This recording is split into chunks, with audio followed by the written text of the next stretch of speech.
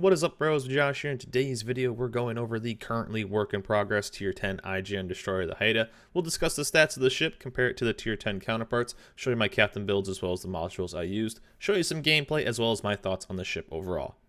First things first, let's address the elephant in the room, and that is how this ship will be available. At the time of recording this video, I do not know how this ship will be available. I can only assume it'll be through one of the ways of free XP, coal, or steel, as normal high tier premiums tend to be available through that way. Also, there's some upcoming systems that are going to be put into the game that can also allow for future high tier premium ships, but at the time of this video, I do not know how this thing will be available. However, if there is an update, I will put some information down below to keep you guys up to date. Next, let's dive into the stats of the ship, but first of all, let's show you the captain build as well as the modules because it will affect some of the info down below. The captain I am using here is a 19-point captain, so you could also backtrack this if you don't have a 19-point captain on what you might run with this, but in the video and the gameplay, you'll see this is the captain I was running. Priority target, last stand, survivability expert, concealment expert, very basic for any destroyer. Now I did pick up radiolocation. I tended to like this because you will see why. You're going to need this a little bit in my opinion. Now I did pick up BFT, which I think is very important for their ship. You also see why. And then Adrenaline Rush is just the cherry on top for any kind of captain build, but a good solid build. Now you could also switch this up for AFT. I will explain that in a second too. Because of the modules I picked, there is some way to kind of make up for. Now I did take our main armament mod 1. I did take propulsion system, aiming system. You're going to be kind of focused around the guns a lot on this ship. Steering gears as well as concealment, pretty standard. Now this is what I'm talking about with AFT. Now I took the range module on this. You do have the ability to take the main armament here, but I did like radiolocation. So instead of taking AFT, I took the gun range mod, so you could actually get a little bit farther range, even more so than what I show here, but I felt like the range you get on the guns with this was plenty. You could get a little bit faster reload if you really want to. I found this setup to be the best for me, so that will affect some of the stats. But the ships itself, and the biggest question I get when talking about some of these work in progress ships is, what does it compare to? Now this one's very easy. Some of them are kind of hard to explain, like it's kind of this, it's kind of that. Well, the tech tree ships for the IGN lines are the Torp line, which is the Shimakaze, and the Haragumo, which is the quote-unquote gunboat line. What does this Hayate play like? It plays exactly like a ship in between those, and it's a fantastic ship. If you've ever watched my stream, we play all these live on twitch.tv. Come check us out, twitch.tv/mejosh. Put a link down below. If you have ever seen me play, I do not like the play of IGN destroyers. I do not like that Torp style of play. If I do ever play an IGN line, I'm probably playing one of the gunboat ships, or I'm playing a quote-unquote gunboat build, if you will, for the Torp boats. I tend to use my guns. I don't even know how many games I've played where I've done more damage with guns in quote-unquote Torp boats than I'd have done with Torps. I just like the kind of hybrid play like the USN or Royal Navy, whatever you want to call them. But the Hayate kind of bridges the gap between these and is kind of I would say, a gateway drug to some of the other lines, and I really enjoyed that. Now, we will be mainly comparing this to the Shimakaze.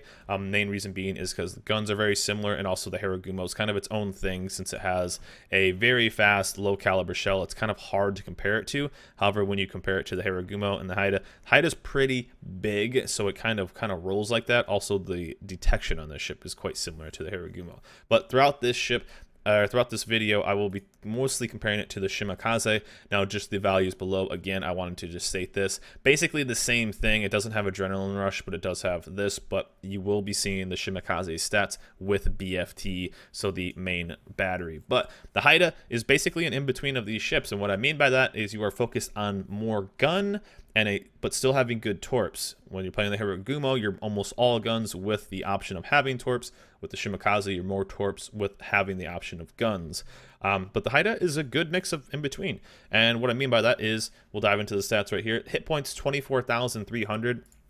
Now that's pretty freaking solid. So Shima's going to be a little bit below that. Haragumo obviously going to be much higher than that. But you're again going to be the in between. But the main thing that is the standout of this ship is the main battery. Now these are the identical guns that the Shimakaze has. So if you've ever played a Shimakaze, you know that alpha damage. And what I mean by alpha damage is the damage done per the hit is pretty substantial.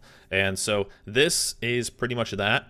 but kind of on steroids because it has a much faster reload. So 3.6 seconds, again, that is with BFT. We could even drop it down a little bit farther with that reload module if we want. And the Shimakaze, just to kind of put a reference there, is 5.2. So the Hayate is pumping out more damage with about a 1.5 seconds faster reload. So that's quite noticeable, and you will see that in game with how much just pure alpha damage and fire chance we're doing. Now, I'm not running any extra flags, so you could actually bump up this fire chance a little bit. Also, 127s, you don't need inertia fuse. And then also main battery firing range, since you are more focused on your guns, 13.5 kilometers for that range. We do use that range module, and you did see that it's going to have a pretty good impact on your damage output. Torpedoes. Now, this is one of the interesting things. Is these are IGN torps. These are pretty solid Shima torps, but it's 2 sets of 5 instead of the Shima's 3 sets of 5. And then the Haragumo obviously has its 1 set with the torp reload. So this is kind of, again, that in-between. Instead of the Haragumo having the 1, the Shima having the 3, this has the 2. It's a perfect in-between ship, and this is probably my favorite IJN destroyer right now, honestly. They hit very hard. They go 12 kilometers. They have a decently long reload, but not too bad at 153 seconds. You could spec a bit more into a faster torp reload. I found to be more focused on guns worked for me. 67 knots, I mean, they're solid torps. AA is actually quite nice. I mean, comparing it to the Shima is, again, on the lower end, and the Haragumo is on the, higher end. And the Hayate, again, finds its nice little spot right in between. So you'll see that as a pattern in this entire video and when you're seeing this ship. It's just a good in-between. You have not quite as good of guns as the Haragumo, but better than the Shima. You have not quite as good torps as the Shima, but better than the Haragumo. You have better AA than the Shima, but not as quite as good as the Haragumo. Maneuverability is going to be pretty comparable to, let's say, kind of more of the Haragumo. Obviously, it's a bit more sluggish than that, but not quite as zippy and agile as the Shima. Again, right in between those two. So if you've played some of those, you'll get some familiar play there. Now, one of the biggest things that the Hayate has going against it, I would say, is its higher detection, and that is the 6.1 kilometer detection. This is going to be on par with the Haragumo. Haragumo is going to have 6.2, and obviously the Haragumo is this big monster of a ship. It's much larger, but the Shima having that 5.6. So you are definitely on the higher end of quote-unquote hybrid DDs there with kind of like the Daring and Grozavoy in that area of detection. But you're going to be able to do quite well when going against those and just playing this game in general. However, let's dive into some gameplay. I'll show you what this ship can do and actually kind of the fun that this ship can have. Also, raining terror on battleships by having all these tools to work with. So here we are in game with the Hayate, and this is a ship that throughout the entire process of me playing it, it's a ship that I've never felt weak in. And that's something that kind of like, I really feel like this ship right here is pretty close to what we will see in the end version. This is something that, and also Kill Will 30, shout out to you. I appreciate the support and the kind words. But this I felt like was a pretty good game to kind of show off what the potential of this ship is and kind of what it does pretty well. This is a ship, I think, overall that'll be quite successful at what it does, and a good, again, I find it quite fun and a good in-between ship. Now, what I mean by that is, as I said before, I'm not a big fan of the quote-unquote torp boat. Now, I know with a lot of those ships, especially the Shima, has really good guns. Some of the other ones do as well. That stealthy, kind of slow, focus on your torp play isn't really my style. So finding an IGN line that is kind of this in-between as some of the other ships are, this is a ship that I've kind of fallen in love with, and I really kind of found a place with this ship, and I really enjoy playing this ship. Now, again, this ship is going to have pretty good alpha. You'll see what it does against other DDs. Also, though, it is still an IGN DD, so high flood chance on those torps, high damage on those torps, and the ability to kind of stack those, again, with a convenient 12-kilometer range on those as well. One of the main things about that is a lot of the IGN torps in general are going to be near kind of that 10-kilometer range.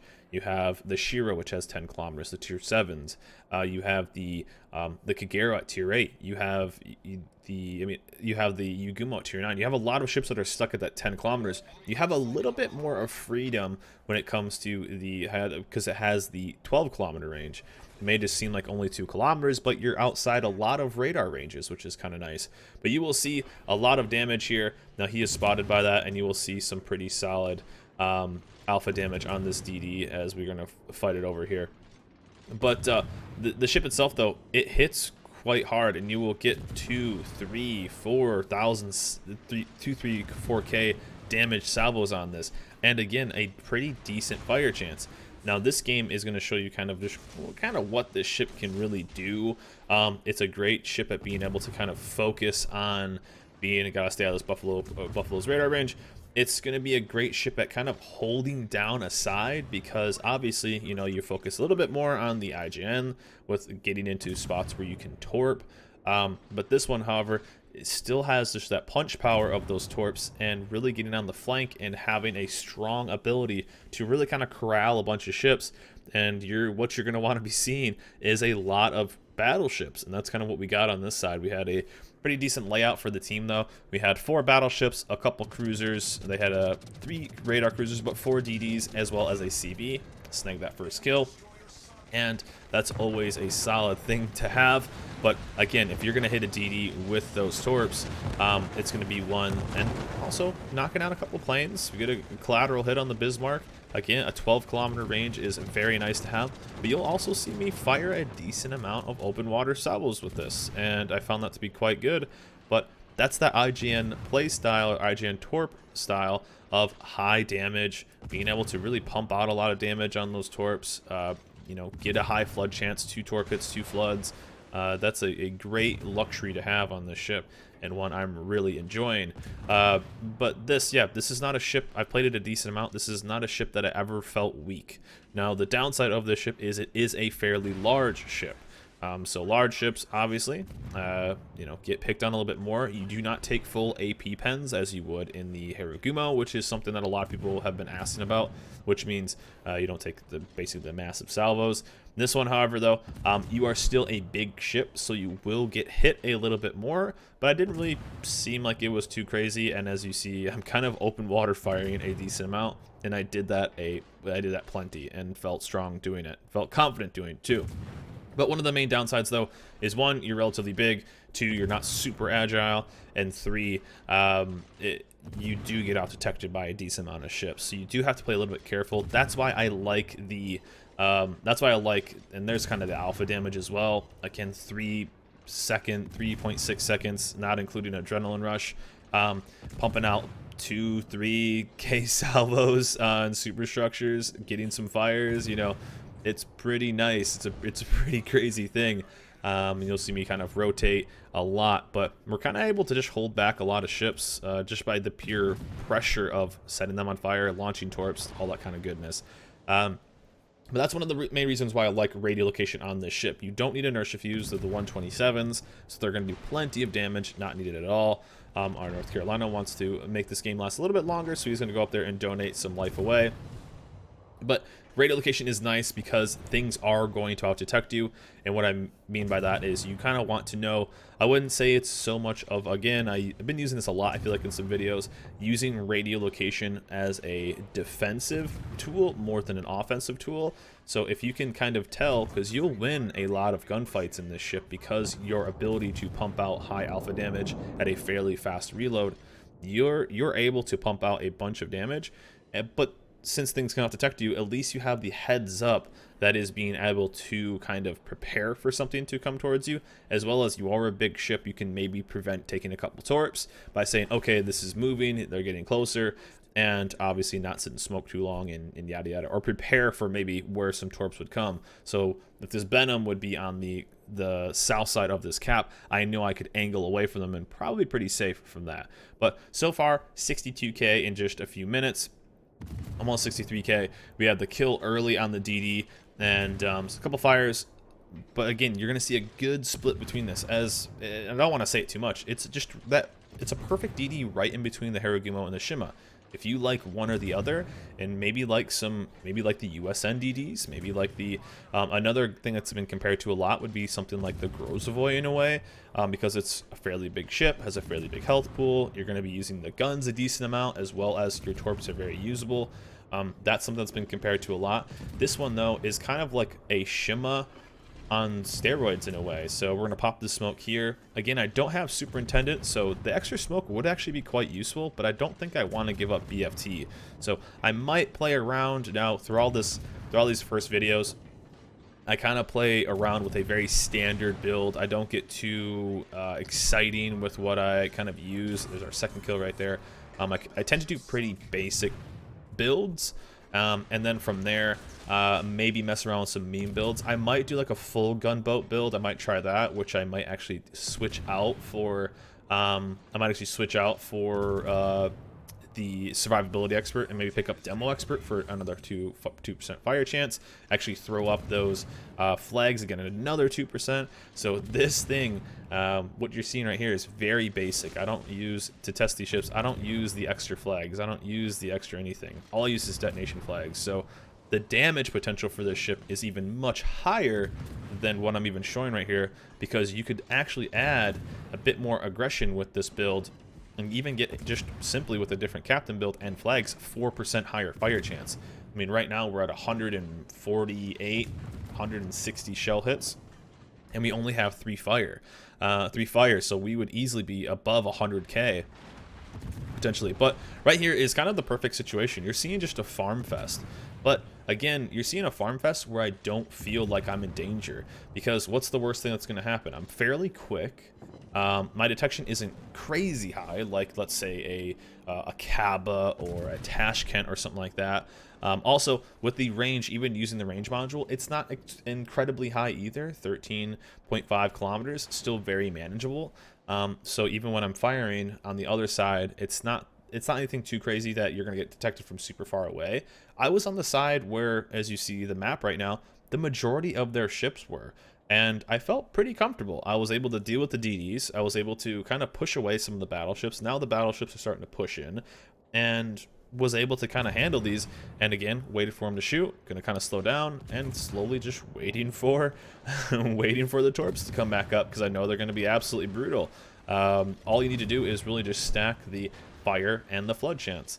And on top of that, we're going to just kind of farm away a little bit. It's what this ship can do very, very well. I really, again, I can't express how much fun I'm having with this ship. Now, what do I think Wargaming will do with this ship?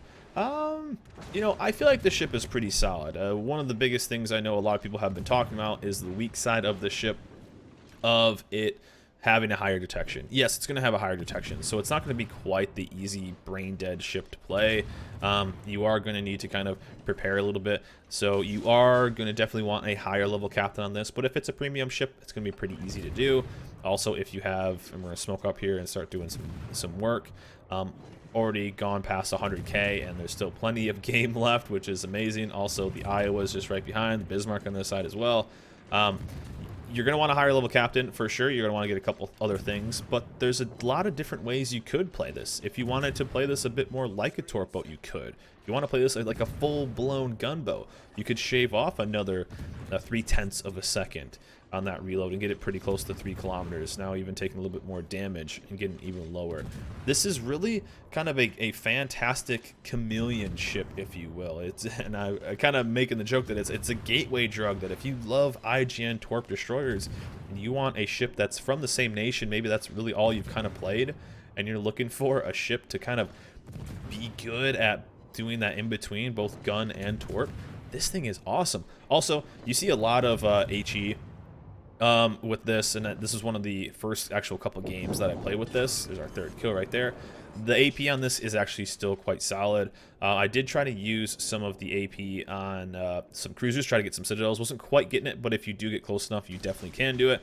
I was playing with another person that was testing the ship, and they, I think they farmed out like 12 citadels on a Mogami or something like that, or a ton of citadels. So it is definitely there. They're 127s. They're nothing that's just a kind of an easy peasy throwaway. So the AP is actually quite good. I was just sticking with HE right there, just because I like to kind of just check it out. But the AP is still quite solid, and really able to do a ton of damage as well. Pretty big salvos. But one of the main things is 127s on a 3.6 second reload. That's very, very noticeable. Also going 3 for 3 on the torpits, and yes, you're going to be flooding a lot. So some people might say, yeah, this is, you know, all you did was just farm battleships. Battleships didn't shoot at you. Yeah, we farmed a lot of battleships this game. But one thing you also noticed there was that was a 4,200 damage salvo from kind of IJN hybrid guns, if you will. I wanted to kind of show that this thing has the ability to just be a massive presence with some high damage output for this. I was able to go in, we killed a DD instantly. We kind of held that down. We slowly pumped damage in on that Venom, so we were able to take out 2 DDs. We put some damage in on the radar cruiser, and we kind of just held down this side. A lot of people are really scared to take damage in this game, and this thing does a very good job at taking damage. So what does it do? This ship is going to have a big presence on the map, and really knowing that it has 1, a high health pool, 2, high alpha guns, 3, a good reload, and the ability to disengage and throw torps that are most likely going to one-shot almost any destroyer at this tier, outside of maybe a couple. This is a ship that's a force to be reckoned with, 100%. So yeah, we did farm a little bit of damage here, but I wanted to show that this was with a captain that we could have farmed more damage. We probably could have been 250 if not higher. We only had 9 fires this game, almost 400 shell hits. This could have had a 4% higher fire chance with both flags and demo expert if we wanted to. This is a ship that's really good. I think what we'll end up seeing though, we'll probably see what we see right here with maybe a small reload nerf to its guns, with having the ability of almost getting down into the 3-second reload mark. I feel like is probably a tad too low, even though probably most people won't run that. Having the ability to get that low, and actually my Kraken was stolen, even though I don't get awards with these ships, we were able to pretty easily farm out 220,000 damage, 3 kills, a destroyer, as well as some battleships, and a couple of kills that are basically stolen at the last little second. But there we go. It's kind of this weird in between. You're using your torps, you're using your guns pretty heavily on the guns, and that's what I kind of like too. Again, it's a perfect in-between of both the Shimakaze and the Haragumo, so if you like either one of those playstyles and maybe don't want to be quite as on the extremes of that and want a nice in-between, the Haida is going to be a ship that you will love to play. Very, very strong ship. I think it's relatively balanced right now. Again, could I have done this with like a Daring? Could I have done this with a Gearing? Yeah, probably. But this one did it with just the ease, and I really kind of like what we see here. I think we'll see a small tweak to its reload, but overall, I think the ship is pretty close to what we will see live. Again, it's up to Wargaming what they want to do. Although the ship is still work in progress, I do want to note that. So all these stats are subject to change and could change before it does go live. Also, one last note, I do not know how this ship will be available, as we said earlier in the video. Once I know, once I find out, I will put a little information down below to keep you guys up to date. But anyways, that is the preview for the Haida, a ship I'm very excited for and a ship I have a lot of fun in, and hope you guys enjoyed this video and the preview of it. Anyways, that's it for me. Hope you guys enjoyed this video. Remember, like, subscribe, and I'll see you guys next time.